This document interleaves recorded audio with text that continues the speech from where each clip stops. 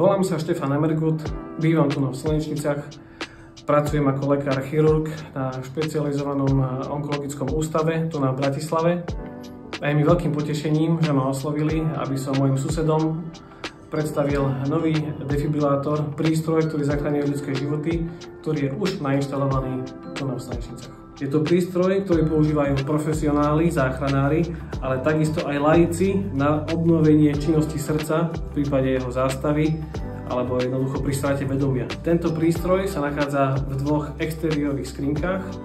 Jedna je v zóne Vila Domy a jedna je v zóne Mesto. Predstavte si takú situáciu, ste doma a zrazu sa stane z ničoho nič, jedna osoba v domácnosti odpadne. Stratí vedomie, padne na zem, priskočíte k nej, snažíte sa teda najprv zistiť, že či je v poriadku, ale nie.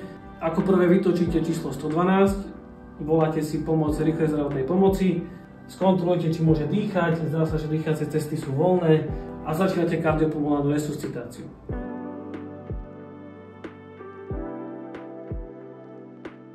Ak je vás viacej a je tam tá možnosť, bývate napríklad na Žltej ulici, pošlete svojho suseda alebo niekoho v domácnosti, utekaj po AEDčko, externý defibrilátor, ktorý vám vlastne potom pomôže pri tej kardiopulmonálnej resuscitácii. Rozbalíme si elektródy a podľa návodu, ktorý je ukázaný aj na týchto nálepkách, sa to odlepí.